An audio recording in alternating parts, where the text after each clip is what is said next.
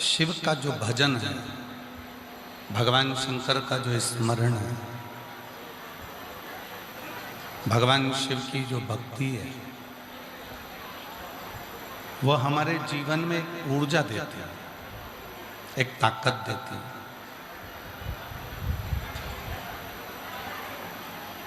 लोग कहते हैं कि पंचाक्षर मंत्र नमः शिवाय, षडाक्षर मंत्र ओम नमः शिवाय या श्री शिवाय नमस्तुभ्यम, जिन मंत्रों को हम जपते हैं वो मंत्र केवल मंत्र नहीं रहते। आप और हम जब पंचाक्षर मंत्र जपना प्रारंभ करते हैं, षडाक्षर मंत्र जपना प्रारंभ करते हैं, श्री शिवाय नमस्तुभ्यम कहना प्रारंभ करते हैं, तो वो मंत्र केवल मंत्र नहीं रहता, वो मंत्र एक ऊर्जा बन जाता है, वो मंत्र एक एनर्जी बन जाता है। और जब वो मन जब ऊर्जा बने, एनर्जी बने, तो वह हमारे जीवन को सुख प्रदान करना प्रारंभ कर देता है, हमारे जीवन को एक फलित फल देना प्रारंभ कर देता है।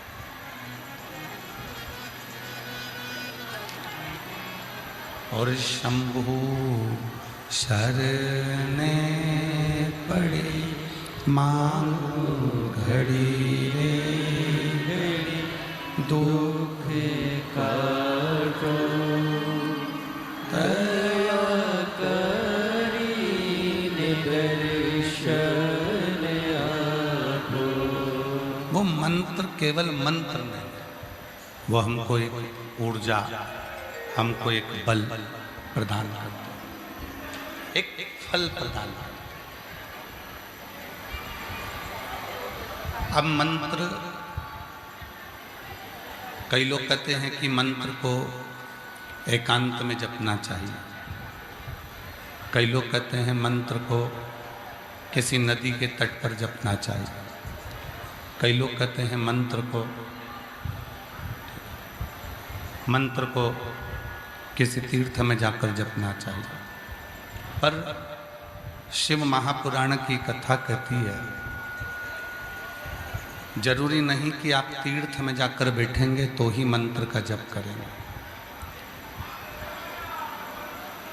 जरूरी नहीं कि आप किसी नदी के तट पर जाकर बैठेंगे तो ही मंत्र का जप करेंगे। जहाँ बैठे हो, जहाँ जा रहे हो, जैसे बैठे हो, जैसे जा रहे हो, वैसे भी मंत्र का जप किया जा सकता है। मंत्र का उच्चारण करना, और यहाँ तक लोग कहते हैं कि गुरुजी हो सकता है कि हमारे मुख से मंत्र गलत निकल जाए, हमारे मुख से मंत्र सही ना निकल पाए, तो क्या भगवान हमारे मंत्र को स्वीकार नहीं करते?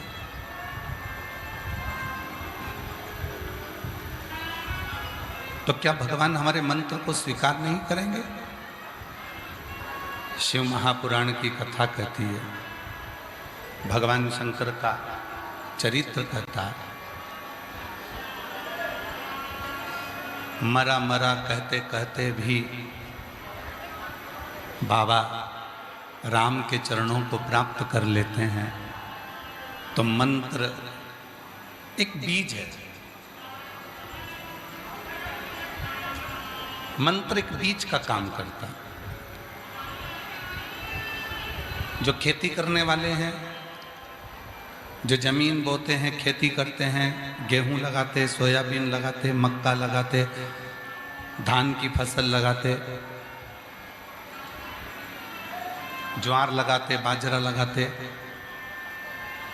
जितने बीज बोने वाले हैं वो जानते हैं, बीज बोने वाला एक एक बीज पकड़कर सीधे जमीन में नहीं रखता, बीज बोने वाले ने तो बीज डाल दिया, उल्टा गया, सुलटा गया, टेढ़ा गया, आड़ा गया, कैसा भी वो बीज जमीन में गया और वो बीज जमीन में जाने के बाद उसका पौधा जमीन के बाहर आया। अब बीज टेढ़ा गया था, बीज उल्टा गया था, बीज आड़ा टेढ़ा गया था, ये किसी को नहीं। बीज ने अपना काम करा और वो बीज फलित होकर, अंकुरित होकर एक पौधे का रूप रख लिया। उस बीज ने पौधे का रूप धारण कर लिया। उस बीज ने अंकुरित होकर एक वृक्ष बन गया, एक पौधा बन गया। अब उल्टा बीज डाला था, सीधा डाला था, पृथ्वी में जैसा भी बीज बोया, बीज अपना काम करा और पौधा सीधा गया। उसी तरह मंत्र बोल रहे हो, कोई गलती हो गई है, कोई बात नहीं। मंत्र बोलने में कोई त्रुटि हो गई है, कोई बात नहीं। मंत्र बोलने में कुछ तकलीफ हो गई है, कोई बात नहीं। हम तो बाबा के भरोसे चलते हैं, हम तो बाबा के भरोसे चलते हैं। ये दुनिया वाले जलते हैं, ये दुनिया वाले जलते हैं, हम तो बाबा के भरोसे चलते हैं। देवघर वाले के भरोसे चलते हैं, काशी वाले के भरोसे चलते हैं, सीहोर वाले के भरोसे। टेढ़ा आड़ा कैसा भी गया, पर उसका जो पौधा है, उसका जो वृक्ष है, वो सामने प्रकट है।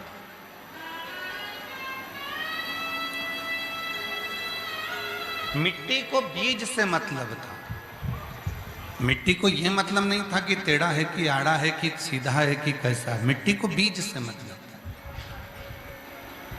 उसी तरह ईश्वर को तुम्हारे भाव से मतलब है, शिव को तुम्हारे भोलेपन से मतलब है, शंकर को तुम्हारे निर्मल मन से मतलब है।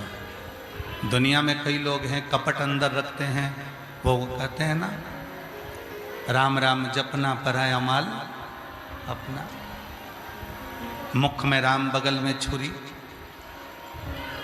मेरे परमात्मा को ऐसे लोग पसंद नहीं आते। मेरे परमात्मा को सहज भाव, सीधा भाव, नम्र भाव, सरलता का भाव तुम्हारे भीतर है। भले तुमने टेढ़ा आड़ा कैसे भी जपा, तुम जप तो रहे हो। श्री शिवाय नमस्तुभ्यं, श्री शिवाय नमस्तुभ्यं, श्री शिवाय नमस्तुभ्यं, श्री शिवाय नमस्तुभ्यं। अब उस मंत्र को जपने में, स्मरण करने में तुमने जो भीतर की शक्ति लगाई है, वो शक्ति ही शिव तक पहुंचाता है।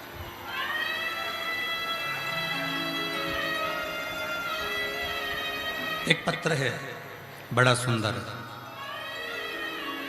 एक लड़के ने जिद पकड़ ली, उसको आईएएस ऑफिसर बनना है। उसने अपनी मम्मी से भी झगड़ा कर लिया। सीहोर वाला बाबा कहता है कि जो पंडाल में मांगो वो मिलता, तो मुझे आईएएस ऑफिसर बनना है तो मैं मानूं कि सीहोर वाला बाबा है, नहीं तो काहे को मानूं। विवेक कुमार जी, उस बच्चे ने जिद पकड़ी, उसका पत्र आया, कहाँ बैठे हो, शिव जी को उससे मतलब नहीं।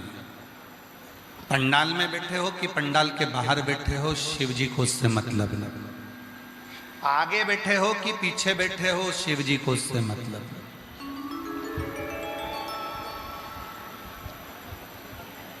पंडाल में बैठकर सुन रहे हो, टीवी पर सुन रहे हो, मोबाइल पर सुन रहे हो, कथा कहां बैठकर श्रवण कर रहे हो, शिव जी को उससे मतलब। शिव तो ये देखते हैं कि तू अपना दिल, अपना मन, अपना भाव मुझसे कितना जोड़ रहा, कितना जोड़।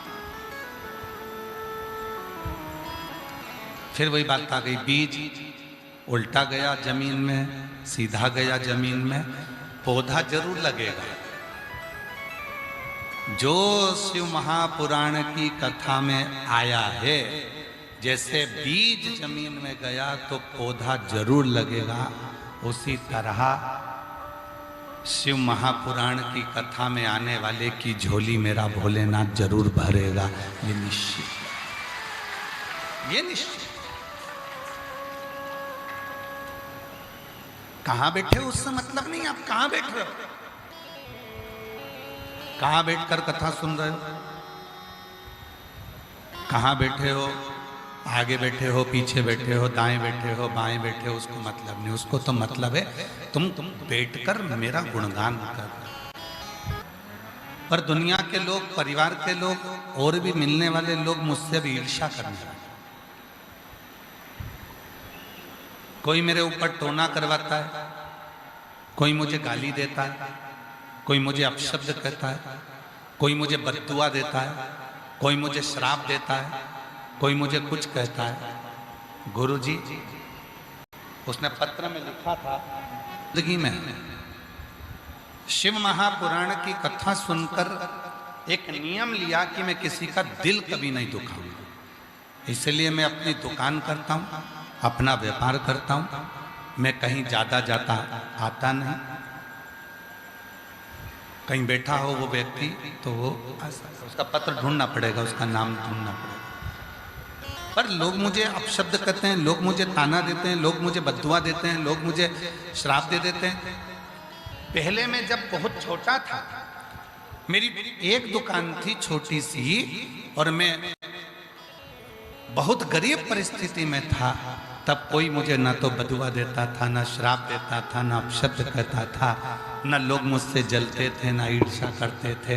अब तो लोग मुझसे ईर्ष्या करते, बदुआ देते हैं, अपशब्द कहते हैं।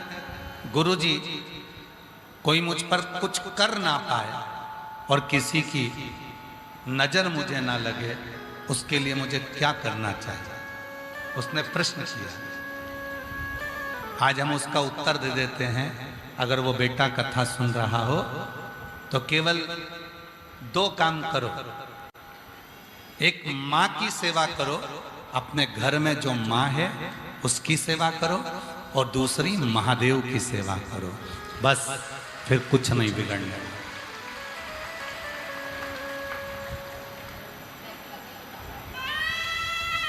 एक माँ की सेवा करो, अपने घर में जो बुजुर्ग माँ है उसकी सेवा करो, और दूसरा महादेव की सेवा करो। ये 2 ऐसे हैं जो आपको कभी जिंदगी में ना नजर लगने देंगे, ना कोई टोना होने देंगे, ना कोई टोटका होने देंगे, ना किसी की बद्दुआ लगने देंगे, ना किसी का श्राप लगने देंगे, और ना किसी की बुरी दृष्टि लगने देंगे। एक माँ, एक महादेव, 2 है।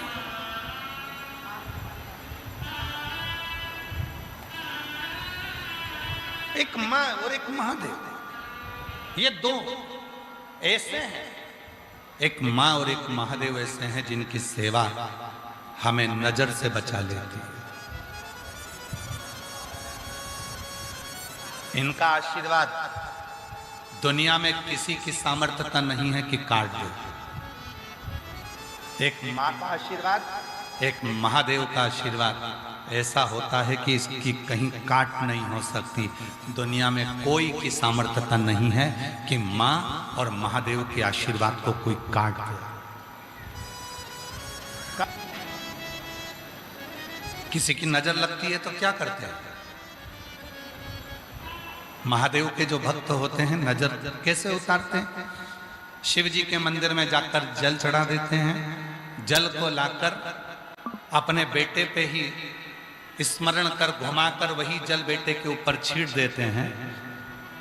नजर कैसी भी हो वो कट ही जाती है, हाय कैसी भी हो वो कट ही जाती है। तो माँ की सेवा और महादेव की सेवा, ये दो सेवा ऐसी है जो जिंदगी में कभी तुम्हें नजर नहीं लगने देगी, जो जिंदगी में कभी तुम्हें तकलीफ नहीं देगी, तुम्हें जिंदगी में कभी कष्ट नहीं।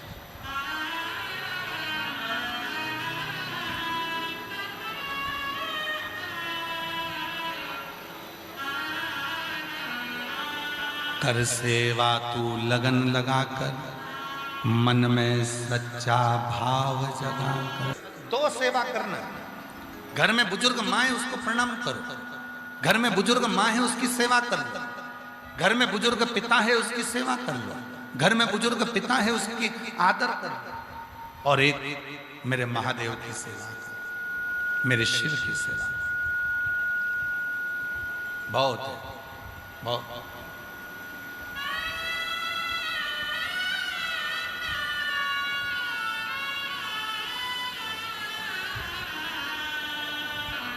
आपको मालूम है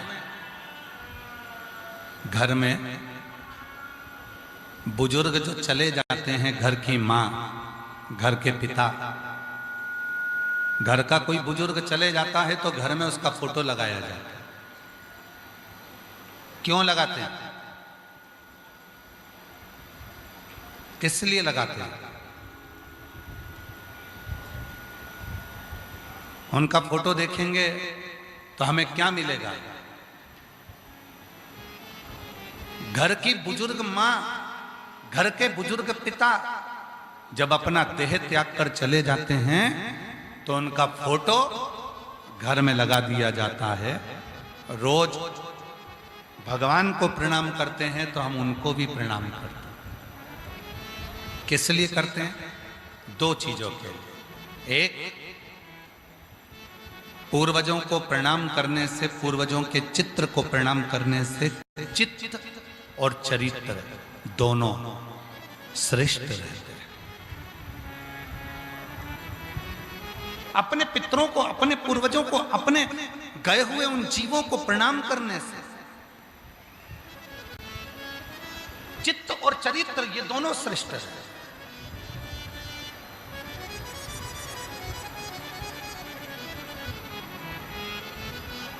पर आज के जमाने में तो नए नए लोग आते हैं, सोशल मीडिया पे आकर कह जाते हैं कि पितरों का फोटो मत लगाना, कह देते हैं कि बुजुर्गों का घर में फोटो ही मत लगा।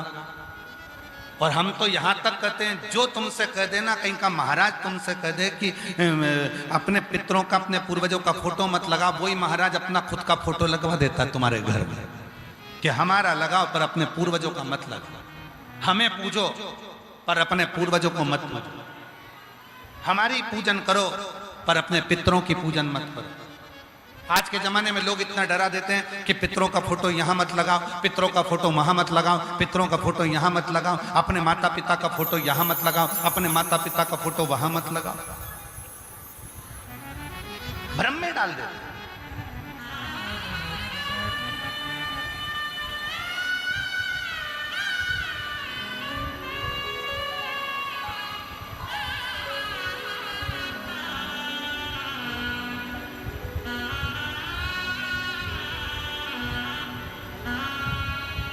अभी रांची आने से पहले, विवेक जी, रांची आने से पहले सीहोर में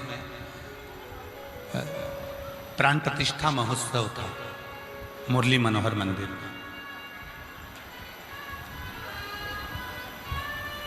विवेक जी, जब उसकी सूचना हमने किसी को नहीं दी थी, कारण था गर्मी बहुत तेज थी, सीहोर आप लोग आते, वहाँ थोड़ा पानी का तकलीफ होता, इसलिए उस अनुष्ठान को, प्राण प्रतिष्ठा को हमने गोपनीय रूप से किया। कलयुग में सतयुग, त्रेता युग और द्वापर युग, इन तीनों का समावेश कुबेरेश्वर धाम की धरा पर कर दिया। शंकर पार्वती जी, सीताराम जी और कृष्ण राधा जी कुबेरेश्वर धाम पर कलयुग में सतयुग, त्रेता और द्वापर। अब कई लोगों ने कहा क्यों गुरुजी आपने एक ही मंदिर में शंकर पार्वती को विराजमान करा, एक ही मंदिर में सीताराम जी को विराजमान करा, एक ही मंदिर में कृष्ण राधा को विराजमान करा, ऐसा क्यों? हमने कहा पूरी शिव महापुराण को पढ़ा, स्कंद पुराण को पढ़ा, कूर्म पुराण को पढ़ा, विष्णु पुराण को पढ़ा, 18 पुराणों को पढ़कर देख लिया। सभी पुराणों में एक ही चीज मिली कि भगवान नारायण के दिल में अगर कोई बसते हैं तो शिव बसते हैं, और शिव के दिल में अगर कोई बसते हैं तो नारायण बसते हैं। शिव जी को प्रेम है राम और भगवान कृष्ण से, और राम और भगवान कृष्ण को प्रेम है भगवान शिव से। इसलिए सतयुग, त्रेता और द्वापर का समावेश कलयुग में कुबेरेश्वर धाम पर कर दिया, जिससे सारे शिव भक्त मुरली मनोहर मंदिर का जब दर्शन करने आए तो उनको सतयुग, त्रेता और द्वापर का दर्शन कलयुग में जब एक जगह पर एक ही मंदिर में होगा तो उनकी जिंदगी सार्थक हो जाए, उनकी जिंदगी का सारा दुख मिट जाए। अब विवेक जी बात यहां अड़ी कि यज्ञ चालू हुआ,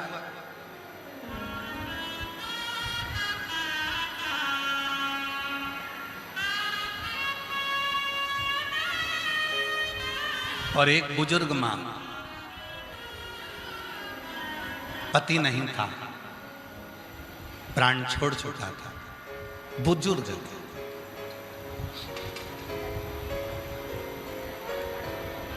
मध्य प्रदेश के ही रतलाम की आई।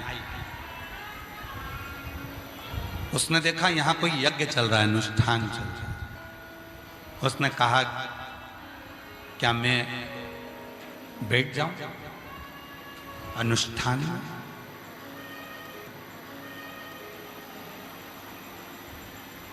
पर मैं विधवा हूं, विधव्य हूं। अब उसकी बात सुनकर हमको पहले तो बहुत ऐसा लगा कि उसने कहा कि मैं विधवा हूं, पर तुमरुका जी ने चंचुला देवी का पति प्रेत योनि में पड़ गया। चंचुला देवी का पति प्रेत योनि में चले गया, चंचुला देवी वेधव्य हो गई, विधवा हो गई, और वेधव्य होने के बाद चंचुला देवी मां जगत जननी जगदम्बा अम्बा पार्वती के सामने जब पहुंची, उनकी सहेली बन गई। अब जरा विचार करिएगा, अपनी बुद्धि में लीजिएगा, विवेक में लीजिएगा।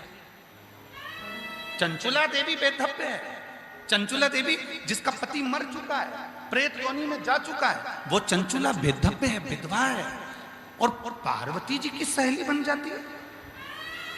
कैलाश पर जाकर मां पार्वती जी की सखी बन जाती है। बुद्धि में आया। चंचुला देवी, आज शायद ये कथा बहुत सारे लोगों को पेट दर्द करा दे। आज की यह कथा ना जाने कितने लोगों को काली मिर्च लगा सकती है। चंचुला देवी प्राण त्यागने के, चंचुला देवी प्राण त्याग कर भगवान शिव के धाम में मां जगत जननी जगदम्बा अम्बा पार्वती जी की सहेली बन जाती है। पार्वती जी के सामने चंचुला देवी हाथ जोड़कर खड़ी थी कि मेरा पति मर चुका है, मैं विधवा हूं, मैं वेधव्य हूं। इतने में स्वयं पार्वती जी ने जो शब्द कहा, शायद संपूर्ण पृथ्वी पर इस शब्द का स्मरण होना चाहिए। पार्वती जी ने कहा, चंचुला तू कहती है कि मेरा पति मर गया, मैं विधवा हो गई, मैं वेधव्य हो गई। पार्वती जी कहती हैं, सुन चंचुला, अमरनाथ की गुफा में भगवान शंकर ने जब मुझे अमर कथा सुनाई थी, उस अमर कथा में एक अमर कथा ये भी थी कि क्या कोई स्त्री विधवा होती है? क्या कोई स्त्री विधवा होती है? अमरनाथ की गुफा में जब भगवान शंकर से मैंने अमर कथा सुनी थी, तब उस अमर कथा में भगवान शंकर ने कहा था, पार्वती, जो संसार में पुरुष होता है जिसके साथ में स्त्री का विवाह होता है, वो पुरुष के मरने के बाद स्त्री को लगता है कि मैं विधवा हो गई, पर सत्य मायने में ये संबंध तो संसार का है। पार्वती, एक संबंध जब नारी या कोई पुरुष, कोई बेटी, कोई बेटा पृथ्वी पर जन्म लेता है, परमात्मा उसको पृथ्वी पर भेजता है, तब एक संबंध उसका परमात्मा से जुड़ जाता है और वो उस प्राणपति परमेश्वर की, परमात्मा की, जिसको कहते हैं पशुपति नाथ, जिसको कहते हैं द्वारिका नाथ, जिसको कहते हैं जगन्नाथ, जिसको कहते हैं केदारनाथ, जिसको कहते हैं अमरनाथ, वो नाथ की, वो पति की पत्नी बनकर वो पहले से ही जन्म ले चुकी थी, इसलिए वो विधवा नहीं, वो सौभाग्यवती ही कहलाए। उसकी वैधव्यता। कई माताएं कहती हैं कि गुरुजी हम क्या शिव जी का, शिवलिंग का पूजन कर सकते हैं, हम क्या जल चढ़ा सकते हैं, हम क्या पशुपति व्रत कर सकते हैं, हम क्या भगवान की साधना कर सकते हैं। हमने पूछा क्यों? पति नहीं तो शिव कथा कह रही है, भगवान शंकर का चरित्र कह रहा है। ये जो संबंध जुड़ा मृत्यु लोक में आने के बाद, तुम किसी की पत्नी बनी, वो कोई तुम्हारा पति बना, ये संबंध तो संसार का है, पर ये आत्मा, गीता में कहते हैं भगवान, इस आत्मा को ना शस्त्र काट सकता है, ना अग्नि जला सकती है, ना जल गीला कर सकता है, ना वायु सुखा सकती है। ये आत्मा जो अजर अमर है, उस अमरनाथ की गुफा में शिव कहते हैं इस आत्मा का विवाह तो परमात्मा के साथ कब का हो गया और ये अजर अमर हो चुकी है। अब ये यहाँ के रीति से भले कुछ भी हो सकता है, पर वहां की रीति से तो ये सौभाग्यवती है।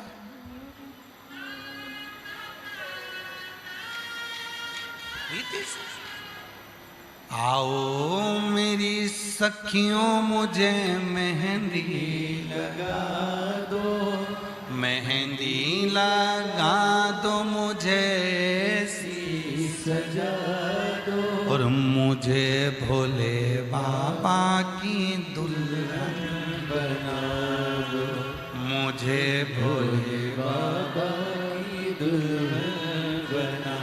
फिर संवाद आगे आया, संसार में एक व्रत ऐसा होता है जो मरने तक नहीं छूटता, मृत्यु की सैया तक नहीं छूटता, वो व्रत केवल एक ही होता है। बताओ सब लोग बताओ कौन सा व्रत है वो? अब इधर होता है कि नहीं होता हमको नहीं मालूम है, पर हमारे उधर उस व्रत की प्रधानता है जिसको कहते हैं हरतालिका तीज। बोलो बोलो बोलो, इधर होता है क्या? जम के तो बोलो, होता है हरतालिका तीज। एक व्रत ऐसा है, कुंवारी हो तो भी व्रत कर सकती हो, लड़की हो तो भी व्रत कर सकती हो, शादी हो गई तो भी व्रत कर सकती हो, किसी भी अवस्था में हो व्रत कर सकती हो, किसी भी अवस्था में हो व्रत कर सकती हो। वो व्रत अंतिम सांस तक चलता है। अब किसी ने पूछा कि कई बार पति चले जाता है, कई बार पत्नी चली जाती है, तो ये व्रत हरतालिका तीज का व्रत, कोई बुजुर्ग हो गई 70 साल की, 72 साल की, उसका पति नहीं है और वो भी व्रत कर रही है, अब जरा विचार करिए, वो भी पूजन कर रही है, तो सारे जितने व्रत हैं उसमें तो कहा गया कि भाई ऐसे ऐसे व्रत करो, पर इस व्रत में तो वो जैसी है वैसी ही व्रत करेगा। क्यों? क्योंकि हरतालिका तीज का व्रत केवल व्रत नहीं होता, हरतालिका तीज का व्रत अमरनाथ की कथा से जुड़ा हुआ है। ये आत्मा और परमात्मा का व्रत है।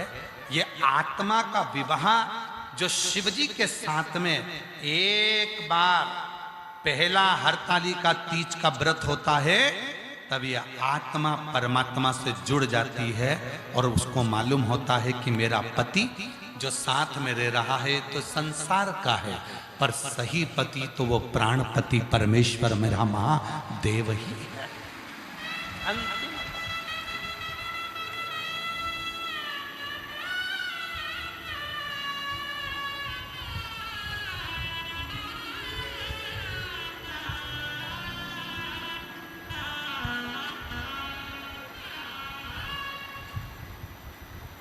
अब किसी ने कहा कि गुरुजी चंचूला देवी का चरित्र, बहुत सावधानी से सुनना कथा को। चंचूला देवी का चरित्र, चंचूला का पति क्या बना मरने के बाद? जम के बोलो, प्रेत। चंचूला कौन बनी मरने के बाद? पार्वती जी की सहेली। अब अगर पति प्रेत बना था तो इसको भी तो भूतनी बनना था। बोलो बोलो, सही है कि गलत है? अगर पति प्रेत बना था तो इसको भी प्रेत नहीं बनना था, क्योंकि हमने तो लोगों के मुख से सुना है, कई लोग बोलते हैं कि पति अगर वो भूत बना तो पत्नी भूतनी बनी। हे भाई, तू समोसा खाएगा तो तेरा पेट भराएगा, वो समोसा खाएगी तो उसका पेट भराएगा।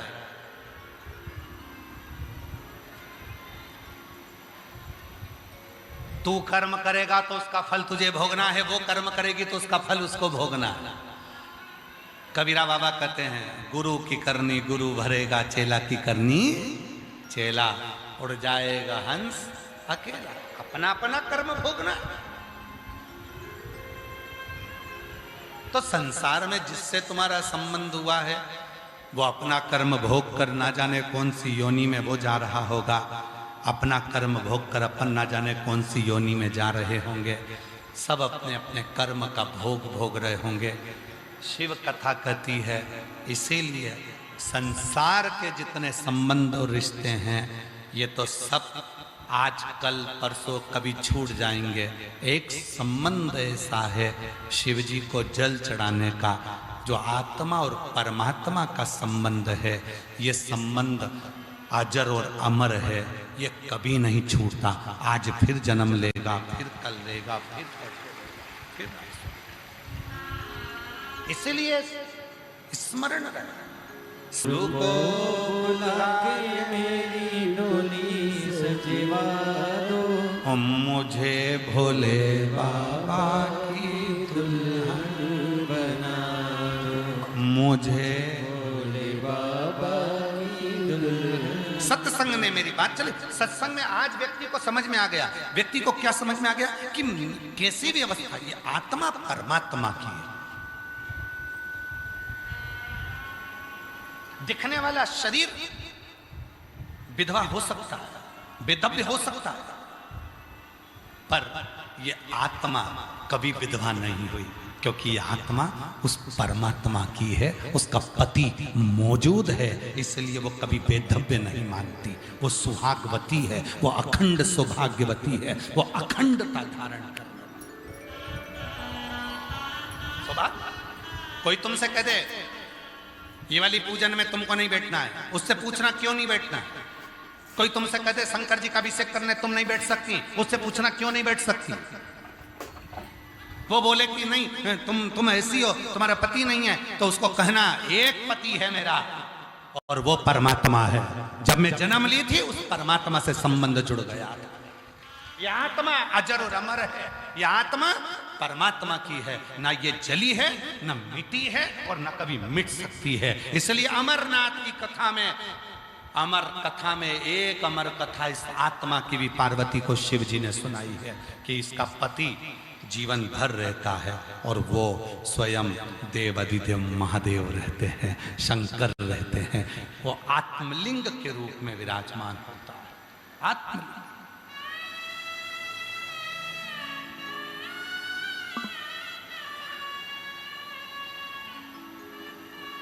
करो सेवा शिव की, भगवान शंकर की आराधना, भगवान शंकर की सेवा। इसीलिए शिव महापुराण की कथा कहती है, मंत्र जपने में ये मत सोचना कि मैं कहां बैठी हूं, मंत्र जपने में ये मत सोचना कि मैं कहां हूं। मंत्र जपना है, उल्टा जपो, सुल्टा जपो, सीधा जपो, आड़ा जपो, टेढ़ा जपो, जैसा जपना जपो। श्री शिवाय नमस्तुभ्यम जपो। एक मंत्र की प्रबलता। एक पत्र है, शिव कथा कह रही है, भगवान शंकर का चरित्र कह रहा है, शिव महापुराण की कथा वर्णन कर रही है, शिव तत्व कर रहे हैं, भगवान शंकर का चरित्र कह रहा है, शिव महापुराण की कथा कर रहे हैं।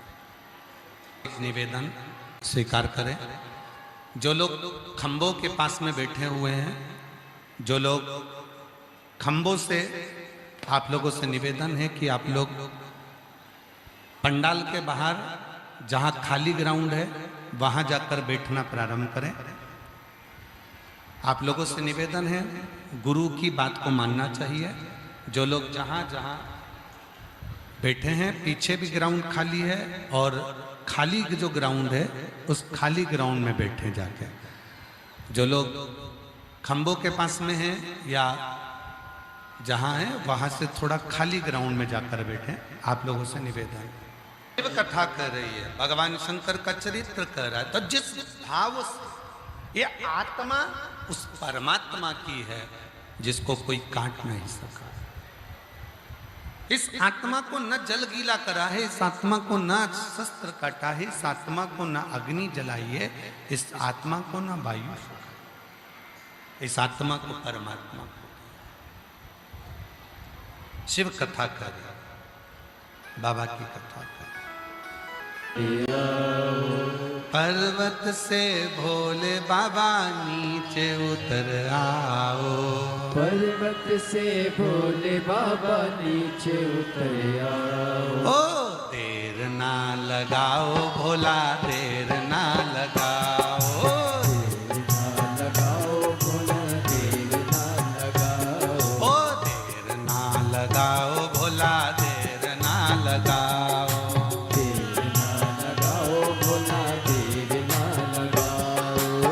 पर्वत से भोले बाबा नीचे उतर आओ, पर्वत से भोले बाबा नीचे उतर आओ। ओ पर्वत से भोले बाबा नीचे उतर आओ, पर्वत से भोले बाबा नीचे उतर आओ। ओ देर ना लगाओ भोला, देर ना लगाओ, देर ना लगाओ भोला, देर ना लगाओ। ओ देर ना लगाओ भोला, देर ना लगाओ,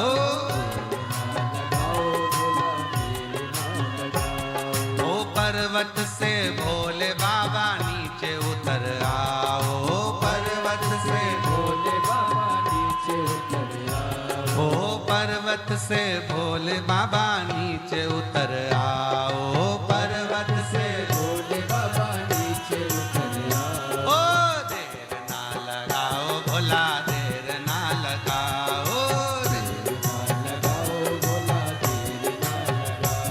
ओ देर ना लगाओ भोला, देर ना लगाओ, लगाओ भोला, देर ना लगाओ।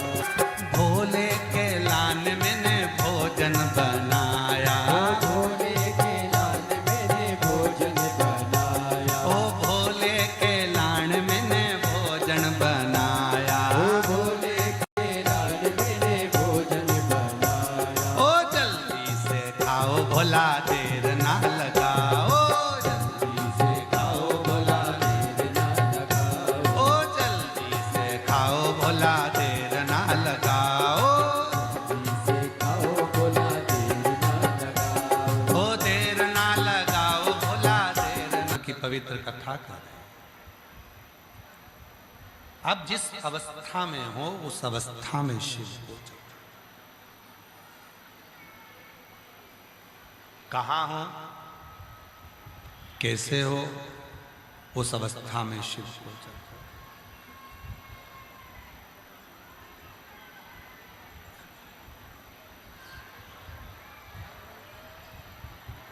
और उस अवस्था में भगवान शंकर की उस अवस्था में, आप किसी भी अवस्था में जब भगवान शिव को पुकारते हो, शिव का विश्वास और शिव का आशीर्वाद दोनों ही एक दिन जरूर काम आता है। आपने भगवान शंकर से पर विश्वास किया है, आपने भगवान शंकर का आशीर्वाद लिया है, तो जिंदगी में कभी धोखा नहीं मिल सकता, कष्ट नहीं। हम शिव से क्या कहते हैं, हम भगवान शंकर को क्या कहते हैं? हमारा विश्वास, हमारा भरोसा, हमारी दृढ़ता शिव के प्रति कितनी कैसी है, ये हम पर निर्भर है। शिव कथा कर रही है, भगवान शंकर का चरित्र कर रहा है। जरूरी नहीं है कि कहीं जाकर बैठोगे तो ही शिव प्राप्त होंगे।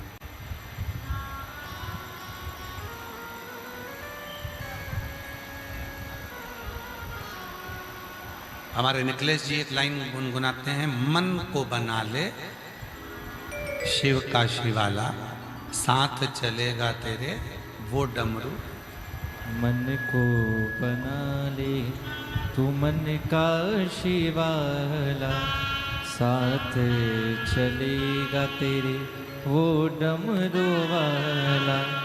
जो मन शिव की भक्ति में रम गया रे, जो मन शिव की भक्ति में रम गया रे, समझो ये जीवन सवर गया रे, तो समझो ये जीवन सवर गया। विश्वास और आशीर्वाद दोनों चीजें कभी ना कभी काम आई जाती हैं। दुनिया पर यदि भरोसा करा तो हो सकता है कि वो भरोसा टूट जाए,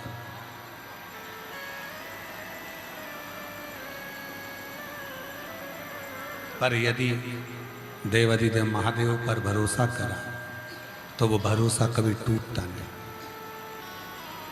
कथा ने क्या दिया है, शिव महापुराण क्या देती है? भरोसा, विश्वास।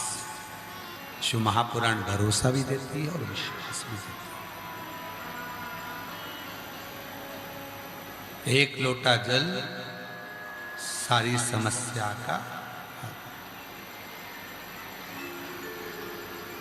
लोग कहते हैं कि कथा सुनने से क्या मिलता है? उनको बोलो शबरी जी को राम मिल गए, ध्रुव को श्री हरि मिल गए, प्रहलाद को नरसिंह भगवान मिल गए, मीरा को गिरधर गोपाल मिल गए, कर्माबाई को जगन्नाथ मिल गए, रामकृष्ण परमहंस को माँ जगत जननी मिल गई, संत तुकाराम जी को हरि विठ्ठल मिल गए, नामदेव जी को पांडुरंगा मिल गए। दुनिया में ऐसा कौन है जिसको कथा सुनने से नहीं मिला? जिसने दिल से कथा सुनी उसको कुछ ना कुछ जरूर मिला, ये निश्चित है और वो प्राप्त है। क्या नहीं मिलता? क्या नहीं प्राप्त होता?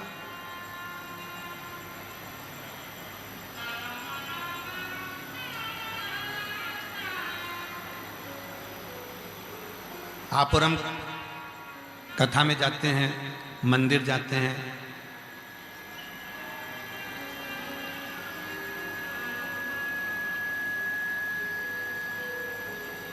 हम भगवान के मंदिर में गए, कथा में गए, उन पर श्रद्धा रखी, विश्वास रखा, पर वही श्रद्धा, वही विश्वास मंदिर से वापिस आने के बाद में हमारे अंदर थोड़े समय के बाद वो रहता ही नहीं है। कथा में इतना विश्वास है, कथा में इतना भरोसा है, शिव जी पर बहुत भरोसा है, शिव जी के मंदिर भी जाते हैं, श्रद्धा भी रखते हैं, विश्वास भी रखते हैं, फिर वापिस घर पर आते हैं तो वैसे की वैसे ही हो जाते हैं। जैसे घर, अपने घर में कितनी भी झाड़ू लगाओ, कितनी भी सफाई कर लो, दूसरे दिन फिर थोड़ा ना थोड़ा कचरा आ ही जाए। बोलो बोलो, सही है कि गलत है? घर में कितनी भी झाड़ू लगा लो, कितना भी पोछा लगा लो, कितनी भी सफाई कर लो, थोड़ा ना थोड़ा कचरा घर में रोज झाड़ू में निकल ही जाए। उसी तरह रोज भोजन जरूरी है, रोज झाड़ू लगाना जरूरी है, रोज पोछा लगाना जरूरी है, रोज कपड़े पहनना जरूरी है, रोज तैयार होना जरूरी है, रोज नहाना जरूरी है, रोज स्नान जरूरी है, रोज श्रृंगार जरूरी है। उसी तरह रोज भगवान की कथा भी जरूरी है, जिससे ये मन साफ होता है। ये मन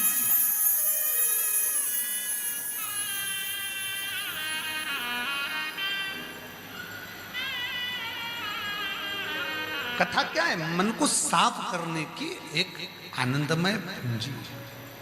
मन को साफ कर,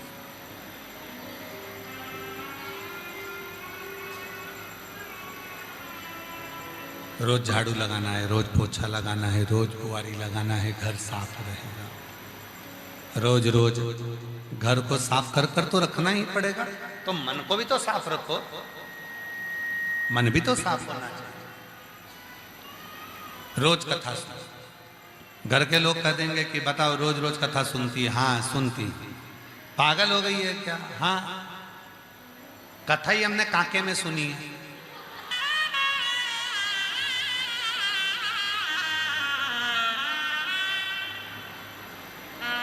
विवेक जी ये बताओ कि तुमको ये काके ही क्यों मिला?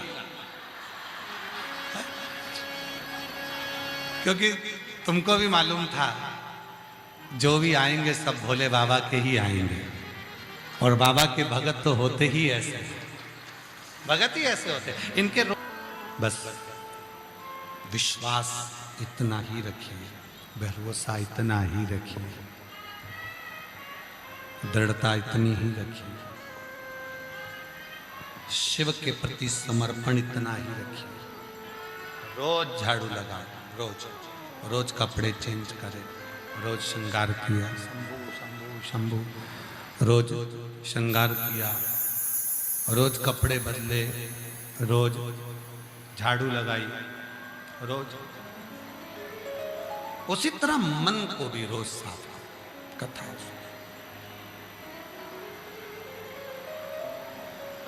हाँ, रोज रोज श्रृंगार करते हो तो एक ना एक दिन,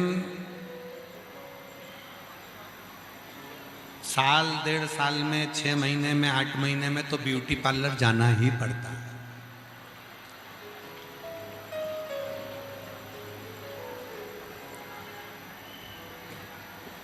उसी तरह रोज रोज भगवान शंकर को 1 लोटा जल चढ़ाते हो, शिव जी को जल समर्पित करते हो, पर साल 2 साल में 1 आध बार तो सीहोर आना ही पड़ता है, कुबरेश्वर बाबा की धरा पर अपने को खुद को चार्ज करने के, खुद को चार्ज करने। प्रतिदिन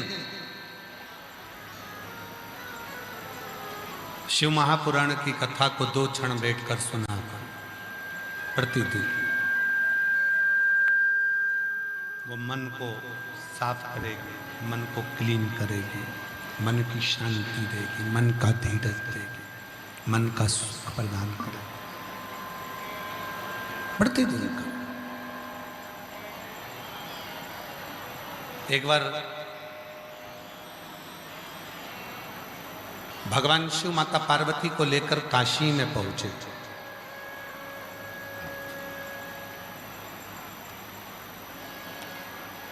पार्वती मैया काशी की गलियों में भ्रमण कर रही थी।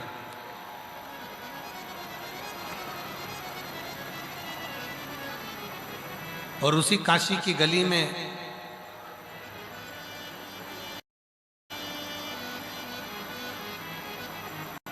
एक छोटा सा बच्चा जिसका नाम था भानु, वो मौन होकर, चुप होकर पड़ा। मौन, चुप। पार्वती जी का उस पर दृष्टि पड़ गई, पार्वती जी का उस पर ध्यान गया। पार्वती जी का जैसे ही उस पर ध्यान गया, पार्वती जी ने उस बच्चे को देखकर भगवान देवाधिदेव महादेव से पूछा कि ये बच्चा है कौन? एकदम चुप बैठा है, मौन बैठा है, शांत बैठा है, कुछ बोलता भी नहीं है, कुछ खाता भी नहीं है। पार्वती जी ने उसको जल दिया, उसने जल भी नहीं लिया। पार्वती जी ने उसको कुछ भोजन पाने को दिया, उसने भोजन भी नहीं पाया। बस वो बच्चा मौन था, चुप चुप चुप।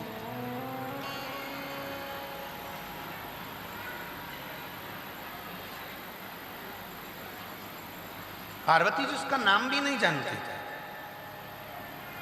पर बाबा भोलेनाथ जी ने बताया कि पार्वती ये भानु है, इसकी माता इसके पिता दोनों शांत हो चुके हैं और ये अपने परिवार में रह रहा था, पर परिवार के लोगों ने इसको बड़ा दुख दिया, बहुत दुख। और ये छोटे से बच्चे को इसके परिवार के लोग इसको काशी में छोड़कर चले गए, काशी में छोड़ दिया इसको। शिव कथा कर रही है, भगवान शंकर का चरित्र कह रहा, इसको काशी में लाकर छोड़ दिया गया। काशी। पार्वती जी ने कहा कि आप कहते हो कि इसको काशी में लाकर छोड़ दिया, तो काशी में किसके भरोसे लाकर छोड़ दिया?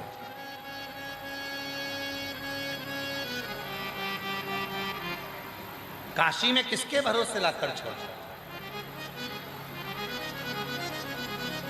भगवान शंकर पार्वती जी से कहते हैं, पार्वती ये काशी में जो शंभु शंभु शंभु शंभु शंभु शंभु शंभु, पार्वती जो ये काशी में लाकर इस बच्चे को छोड़ा गया है, ये किसी के भरोसे पर नहीं। पार्वती ये मेरे भरोसे पर लाकर छोड़ा गया, मेरे भरोसे।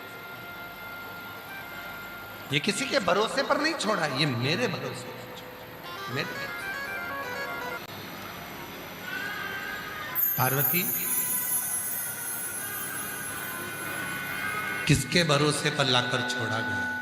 किसके भरोसे? शिव जी कहते हैं, अगर कोई काशी में इस बच्चे को अगर छोड़कर गया है तो किसी के भरोसे नहीं है, मेरे ही भरोसे पर छोड़कर, मेरे भरोसे। तो फिर प्रभु ये इतना खामोश क्यों है, इतना चुप क्यों है? इसके चुप रहने का कारण क्या है? इतना खामोश क्यों है? क्यों चुप, क्यों खामोश? ये बोलता क्यों नहीं है? इसके मुख से कोई शब्द क्यों नहीं निकलता? भगवान शंकर ने बड़ी सुंदर बात कही।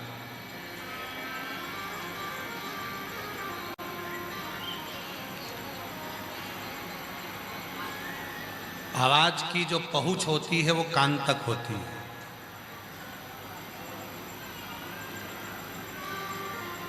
तुम जो बोलते हो कान सुनता है।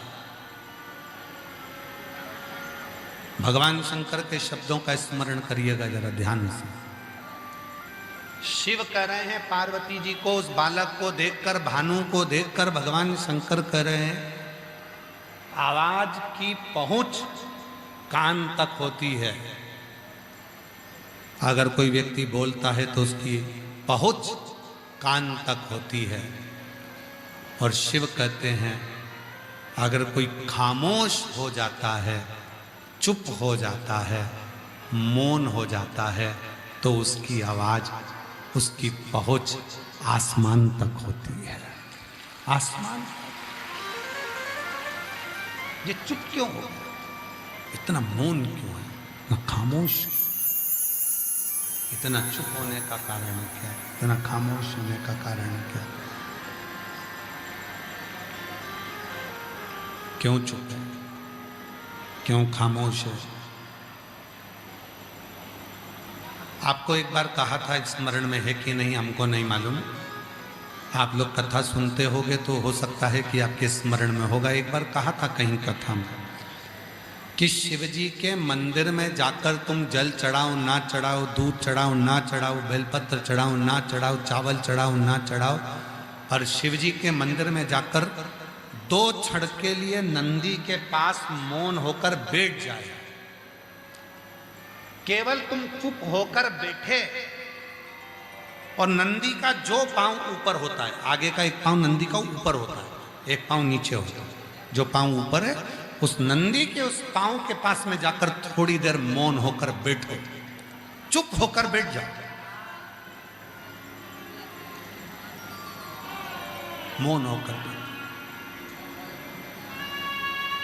आवाज की पहुंच कान तक होती है और मौन की पहुंच आसमान तक होती है। जब हम चुप बैठते हैं तो मेरा महादेव वो बात को श्रवण करता है, थोड़ा सुनता है,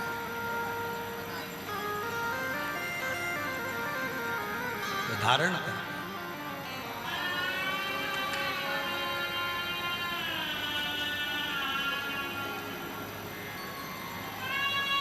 जितने चुप रह सकते हो,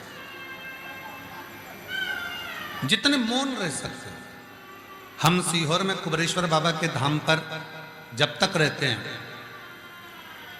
कुबेरेश्वर बाबा की छतरी में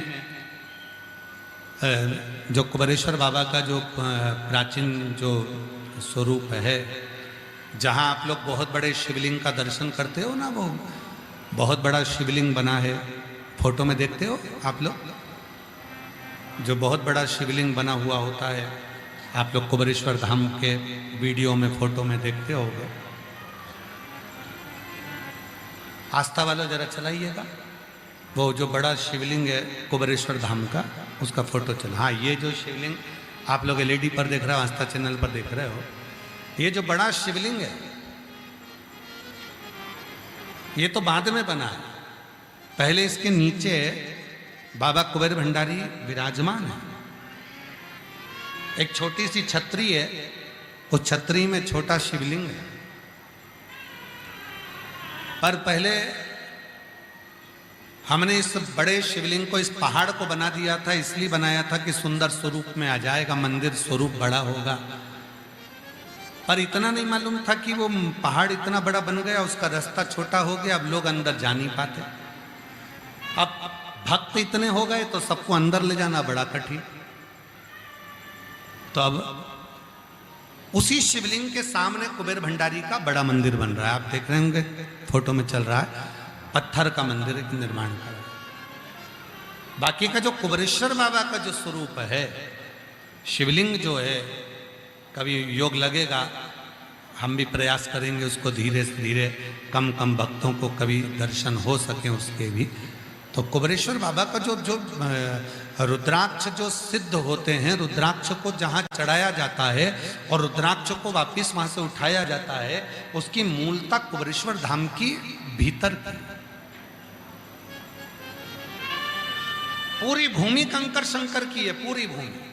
वहां का एक कंकर भी अगर हम लेकर आते हैं और उसकी आराधना साधना करना प्रारंभ करते हैं तो उस कंकर में भी एक ना एक दिन 12 ज्योतिर्लिंग में से किसी ना किसी ज्योतिर्लिंग का दर्शन जरूर होगा, उसमें नेत्र का दर्शन जरूर होगा।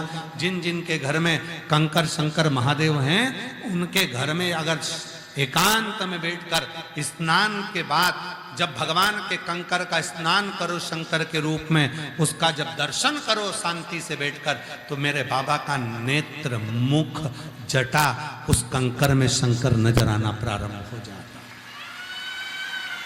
उस कंकर में दिखने लगता।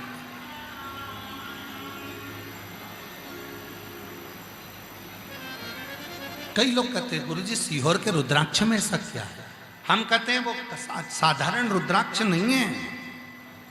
सीहोर का रुद्राक्ष ना कहीं बिकता है, सीहोर का रुद्राक्ष ना कहीं कोरियर करा जाता है, सीहोर का रुद्राक्ष ना कहीं भेजा जाता है, सीहोर का रुद्राक्ष ना किसी को कहीं बाहर जाकर दिया जाता है। वहाँ तो जो भक्त आता है, कंकर शंकर पूजन करता है, हाथ पसार कर, गोदी पसार कर जो रुद्राक्ष लेता है, बाबा से अपने मन की बात कहकर जाता है, वो 3 महीने में बाबा की कृपा से वापिस आता है। वो सीहोर के रुद्राक्ष की इतनी महत्वता हो।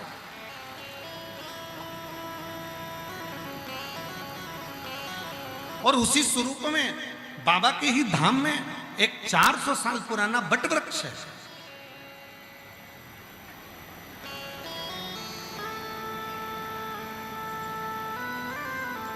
जहां पर आप 2 मिनट के लिए अगर बैठते हो शांति से भगवान शंकर के मंत्र का जप कर शिवाय नमस्तुभ्यं श्री शिवाय नमस्तुभ्यं श्री शिवाय नमस्तुभ्यं श्री शिवाय नमस्तुभ्यं। मंत्र का जप करते हैं तो शिव तत्व की प्राप्ति।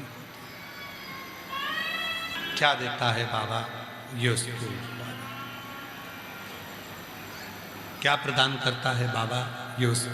तो जब भी मौका मिले शांत, हमारा नियम है, हम जितने दिन सीओर रहते हैं बाबा के धाम पर अंदर बैठकर बाबा के सम्मुख में अपना सुंदर स्मरण करना, भजन करना, कीर्तन करना, अपना मौन रहना। 2 क्षण आप चुप होकर बैठिए। महाराज, आवाज की पहुंच कान तक होती है और मौन की पहुंच आसमान तक होती है। जितने चुप रहते हैं उतने शिव के करीब रहते हैं, शिव के पास, भगवान शंकर के नजदीक रहते हैं। शिव कथा करें। पार्वती जी ने देखा बालक को। पार्वती जी ने कहा ये कुछ बोलता नहीं। शिव जी कहते हैं कि संसार के कई मनुष्य ऐसे हैं जिनको बहुत दुख मिलता है और दुख मिलता है तो वो चुप हो जाते हैं, वो मौन हो जाते हैं। ये बालक भी मौन हो गया, चुप हो गया।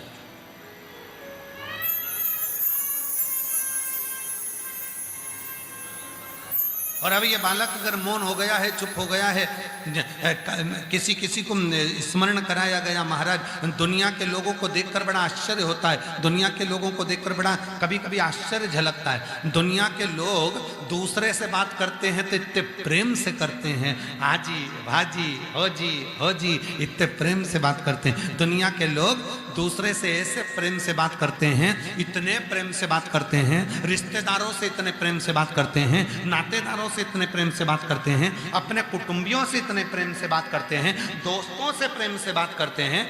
कोई आ गया ऑफिसर, उससे प्रेम से बात करते हैं। जितने प्रेम से आप दूसरे से बात कर रहे हो, जितने प्रेम से आप दुनिया से बात कर रहे हो, उतने प्रेम से अगर अपनी पत्नी से बात कर लो तो क्या जाएगा तुम्हारा? कुछ घटेगा? कुछ जाएगा? नहीं। पर रिश्तेदारों से प्रेम से बात करना है, व्यापारी से प्रेम से बात करना है, मोबाइल पर सबसे प्रेम से बात करना है, दोस्तों से प्रेम से बात करना है। पर पत्नी से जब भी बात करेगा तो ऐसा करेगा जैसे मारन जोड़ रहा हो, चिल्ला के, चीख के, चिढ़कर, क्रोध में, अपशब्दों के साथ, ताना देकर बात करेगा। भाई क्या जाएगा?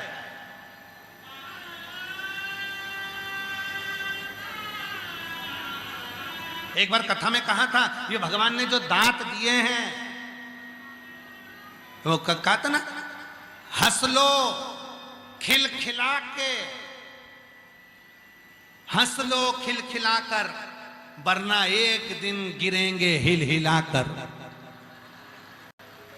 ये मौका मिला है, हंस लो खिलखिलाकर, वरना एक दिन तो गिरेंगे हिल हिलाकर। ये भगवान ने दिए हैं मुस्कुराने के लिए, ये भगवान ने दिए हैं हंसने के लिए। केवल एक है, 84 लाख योनि में केवल एक मनुष्य की योनि ऐसी है जिसमें मनुष्य हंसता है। बाकी के किसी योनि में किसी को हंसते हुए नहीं देखा। कभी अपने माथे में से जूं निकालना और जूं निकाल के और उसको नाखून पे रखकर बोलना मुस्कुरा।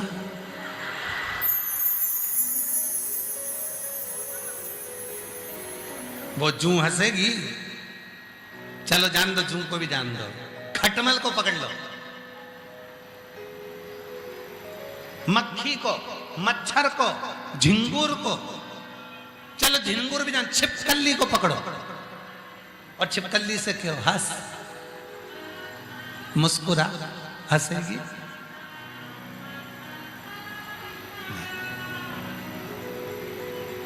मछली मुस्कुराएगा, मुर्गा मुर्गी मुस्कुराएगा, कीट पतंगा मुस्कुराएगा। हंसने की दौलत तो केवल एक ही को दी है, वो दी है मनुष्य को। अपने जीवन में इतना मुस्कुराना, जिंदगी में कितने भी गम आ जाए, कितने भी गम आ जाए, तो भी अपने चेहरे की स्माइल कम नहीं होना चाहिए, गम कम हो जाए, मुस्कुरा। पर कई लोग हमने देखा है, बहुत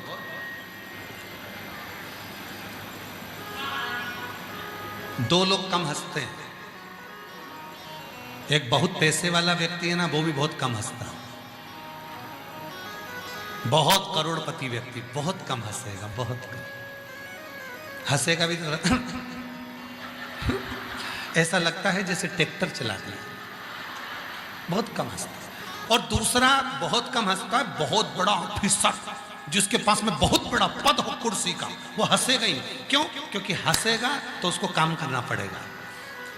जिसके सामने हंसा उसकी फाइल पे सिग्नेचर करना पड़ेगा, तो वो हंसता ही नहीं। कितने भी हंसने वाले उसके सामने पहुंच जाए, सर कैसे हो, सर घर पे सब अच्छा, सर आप ठीक हैं। ऐसा लगता है कि भगवान ने इनको ऐसे ही पैदा किया था। कभी कभी हंसते ही नहीं, हंसते ही। और जिंदगी काहे के लिए मिली है? बोलो बोलो बोलो, मुस्कुराने के लिए। सबसे अच्छा जानते हैं हम, जो साधारण व्यक्ति है ना, अपने दोस्तों में बैठ के जो खिलखिलाते हैं।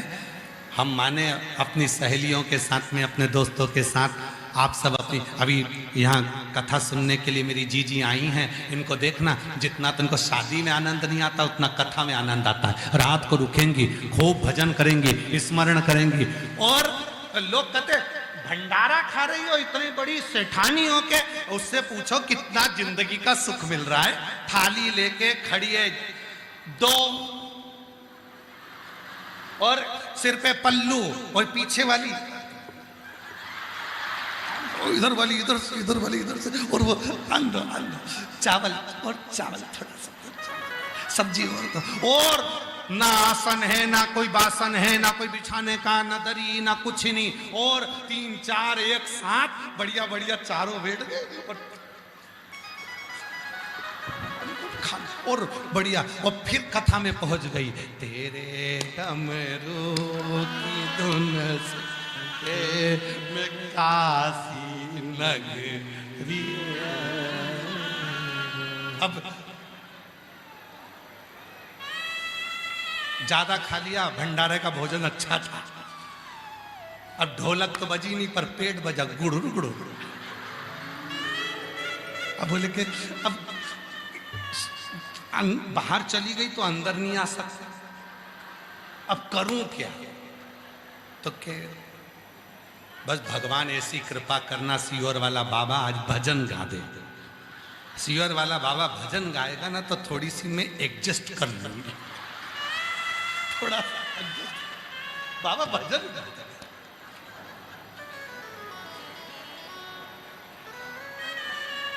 फिर बाबा, देर ना लगाओ भोला,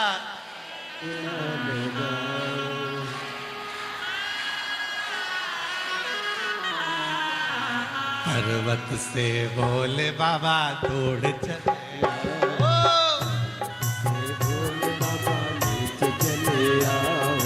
पर्वत से भोले बाबा नीचे चले आओ, पर्वत से भोले बाबा नीचे चले आओ। ओ देर ना लगाओ भोला, देर ना लगाओ, देर ना लगाओ भोला, देर ना लगाओ। ओ देर ना लगाओ भोला, देर ना लगाओ, देर ना लगाओ भोला, देर ना लगाओ। अच्छा ये बताओ, तुम्हें खड़े होने का बोला किसने? हम तो एडजस्ट करा रहे थे। पर्वत से भोले बाबा नीचे चले आओ, पर्वत से भोले बाबा नीचे चले आओ। पार्वती से बोले बाबा नीचे चले आओ। कर लो एडजस्ट कर लो सब लोग। पवित्र कथा वर्णन करती है। माँ पार्वती जी ने उस बालक को देखा, शिव जी से मौनता का भाव जाना और बालक को सब सुख माता पार्वती ने प्रदान किया। आगे वर्णन आता है, भगवान श्री गणेश जी महाराज का प्राकट्य होता है। शंकर पार्वती भगवान श्री गणेश जी को लेकर आ रहे हैं।